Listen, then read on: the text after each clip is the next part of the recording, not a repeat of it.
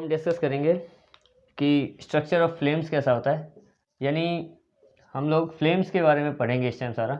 Structure of flames यानी normal हमारी candle जैसी जलती है ना, अब कैंडल में भी कई सारे कलर होते हैं, उस हिसाब से कौन सी लाइट कितनी ज़्यादा कौन सी हॉट होती है, कौन सी उस हिसाब से कोल्ड होती है, उस हिसाब से हम पूरा डिस्कस करेंगे। सबसे पहले मैं तुम्हें कैंडल बना के एग्जांपल बताता हूँ। जैसे नॉर्मल से नॉर्मल मैं एक कैंडल बना रहा हूँ, ये एक हमारी कैंडल है, ठीक है।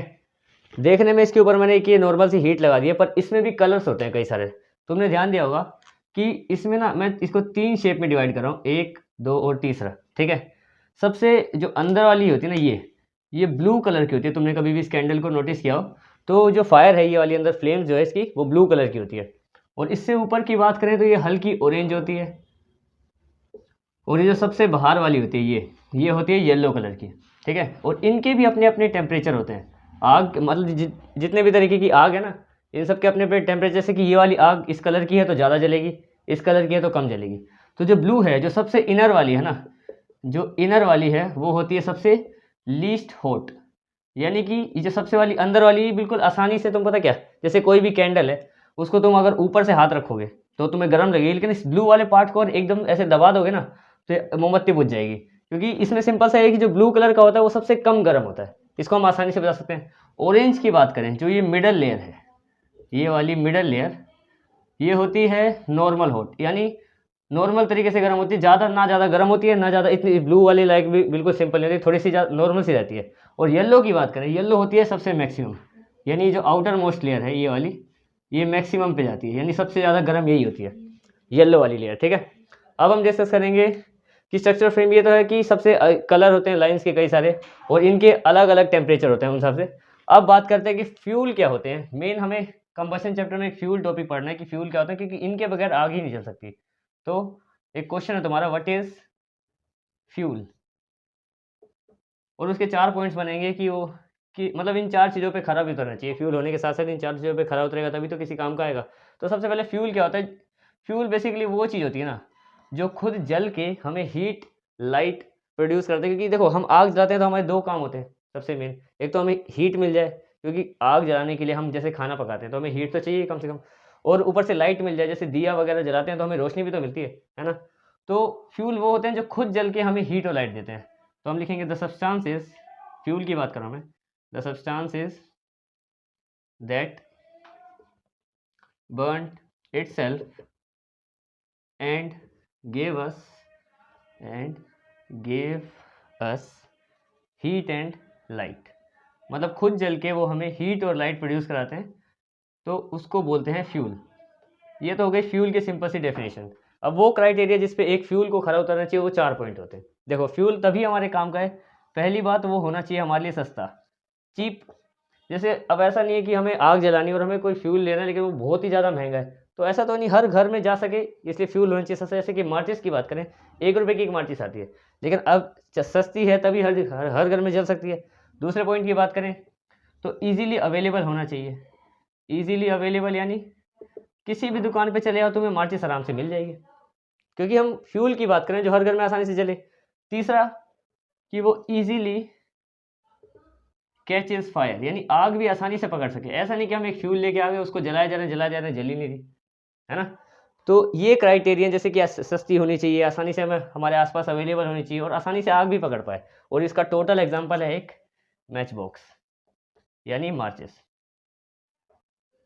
ये इन सभी क्राइटेरिया पे भी खरी उतरती है। उसी को फ्यूल कहते हैं जिसको हम जलाएं, जो आसानी से जल जाए। अब ऐसे थोड़ी कि आग में उसको वेट करते रहें कि जलेगी, इतना टाइम थोड़ी होता है। ये इनके 3 क्राइटेरिया। अब इससे आगे बढ़ते हैं कि फ्लेम्स कितने टाइप की होती है। अभी फ़िलहाल के लिए इतना ही तुम्हारा, दैट्स इट। तो हम डिस्कस करते हैं कि कैलोरीफिक वैल्यू क्या होती है। उससे पहले मैंने तुम्हें कहा था ना कि अलग अलग आग के, अलग अलग कलर की आग के अलग अलग टेम्परेचर होते हैं, वो मैंने यहाँ पे लिख दिए। रेड वाली आग 600 डिग्री से 800 डिग्री सेल्सियस के बीच में उसका टेम्परेचर होता है। चेरी रेड का, ऑरेंज का, ये जो फ्लेम्स होती है ना उनके कलर के हैं नाम जो भी है। जैसे ब्लू कलर की आग का कितना टेम्परेचर, सबसे ज़्यादा जिसको ब्लू का होता है। एग्जाम्पल के मैं तो बताऊँ, जैसे कि हमें गैस किस लिए दी है, गैस खाना बनाने के लिए होती है। और खाना की, जैसे हम पहले चूल्हे बनाते थे, टाइम लग जाता था खाना बनाने में बहुत ज़्यादा। अभी क्या है कि गैस, ताकि हमारा टाइम बचे ना, इसलिए गैस में कौन सी आग होती है, ब्लू, क्योंकि ब्लू सबसे ज़्यादा भी है। सबसे ज़्यादा लगाने का रीज़न भी तो यही था ताकि हमारा टाइम बच जाए। तो बस इसलिए ये तुम्हारे सामने है, इसको देख के तुम पढ़ लेना। अब हम बात करते हैं कि कैलोरीफिक वैल्यू क्या होती है। बेसिकली वो कि कोई भी सब्सटेंस, चाहे वो लकड़ी से जल रही है या कागज़ से जल रही है, कपड़े से जल रही है या किसी भी चीज़ से जल रही है, उसको अगर हम एक पूरा किलो जलाएं, उसको 1 किलो, तो वो कितनी हीट प्रोड्यूस करे, उसकी मतलब जो हीट एनर्जी है कितनी प्रोड्यूस करे, उसको कैलोरीफिक वैल्यू बोलते हैं। यानी कि किसी भी सब्सटेंस को 1 किलो जलाने पे जो हीट प्रोड्यूस होती है, 1 किलो पूरा, ठीक है। क्या लिखे, when we burn any 1 kg substance, यानी क्या कि कोई भी सब्सटेंस को हम जला रहे हैं पर 1 किलो जला रहे हैं इस टाइम, 1 किलो पूरा, ठीक है। एंड इट गिव, तो मैं सेकेंड फॉर्म में लिखता था हमेशा, give, it give heat energy, उस वैल्यू को बोलते हैं हम लोग कैलोरीफिक वैल्यू। यानी कि when we burn any substance, 1 kilo substance जला रहे हैं और जो हमें क्या मिल रहा है, हीट एनर्जी मिल रही है 1 किलो जलाने पे। सिंपल सा फॉर्मूला, जैसे कि कोई भी सब्सटेंस की बात करें, जैसे एक सब्सटेंस है एग्जांपल के लिए, उसको हम जो जला रहे हैं तो उसकी वैल्यू कैसे निकालेंगे, ऊपर रखेंगे हम लोग क्या, 1 किलो जूल और नीचे 1 किलोग्राम। किलो जूल का मतलब है जूल एनर्जी के लिए लगाते हैं हम लोग, हीट एनर्जी है ये, ठीक है। और ये उसका वेट है, यानी वेट ही लिख दो क्योंकि केजी में है ना, यानी 1 किलो में कितनी वो हमें हीट एनर्जी दे रहा है, बेसिकली वही उसकी कैलोरीफिक वैल्यू थी। बड़ा सिंपल सा टॉपिक था। अब इस चैप्टर के आखिरी टॉपिक की बात करते हैं। आखिरी टॉपिक है हमारा बहुत सिंपल सा, कि अब इतना सारा हमने फ्लेम्स वगैरह जलाई, लेकिन इससे नुकसान भी तो बहुत सारे होते हैं, तो बस वही बताने, harmful effects of combustion, harmful effects of combustion, यानी कंबशन के बुरे प्रभाव क्या क्या होते हैं बेसिकली, वो तो होंगे ही, क्योंकि अगर हम कोई भी काम करते हैं उसके कुछ ना कुछ बुरे प्रभाव तो हमेशा होते हैं, ठीक है। तो बेसिकली मेन बताऊंगा मैं तुम्हें, जैसे कि सबसे पहले ग्लोबल वार्मिंग होती है इसकी वजह से। दूसरा ग्रीन हाउस इफेक्ट होता है इसकी वजह से, ग्रीन हाउस इफेक्ट। तीसरा एसिड रेन भी होती है इसकी वजह से, एसिड रेन। अब जरा इन तीनों को भी समझ लेते हैं और ये तुम्हारा बेसिकली चैप्टर कंप्लीट हो गया। अब इनको समझ लेते हैं। वैसे कई सब जितने बच्चे ना, उन सब में से कईयों को लगता है कि ग्लोबल वार्मिंग और ग्रीन हाउस इफेक्ट एक ही चीज़ है। नहीं होता एक चीज़। ग्लोबल वार्मिंग का मतलब है कि धीरे धीरे ना हमारा ग्लोब जो है ना, उस पर टेम्परेचर बढ़ने के साथ साथ गर्मी बढ़ती जा रही है। जैसे तुम्हें पता है कि हर साल ना टेम्परेचर 1 डिग्री बढ़ जाता है, आधा डिग्री बढ़ जाता है, तो बढ़ता रहता है, ऐसा नहीं कि कभी तो और गर्मी बढ़ जाती है। उसको कहते हैं ग्लोबल वार्मिंग, ज़्यादा हम इनकी जलाने की वजह से। ग्रीन हाउस इफेक्ट का मतलब थोड़ा सा उल्टा होता है। ग्रीन हाउस इफेक्ट का मतलब है कि ऑक्सीजन धीरे धीरे खत्म होते जा रही है ग्लोब पे, और कार्बन डाइऑक्साइड वहाँ पे बढ़ती जा रही है, क्योंकि हम चीज़ों को जलाएंगे तो कार्बन डाइऑक्साइड तो छूटती रहती है उसमें से। ऑक्सीजन हम वैसे भी अब यूज़ कर रहे हैं, पेड़ बना रहे, पेड़ ऊपर से तुम पेड़ भी कम कर रहे हो, तुम क्या मतलब जो भी लोग हैं वो पेड़ भी काटते रहते हैं। यानी कि ग्रीन हाउस इफेक्ट का मतलब होता है कि ऑक्सीजन जो है ना वो धीरे धीरे प्लेनेट पे कम हो रही है और कार्बन डाइऑक्साइड बढ़ रही है। ग्लोबल वार्मिंग का मतलब होता है कि ग्लोब गर्म हो रहा है धीरे धीरे, ठीक है।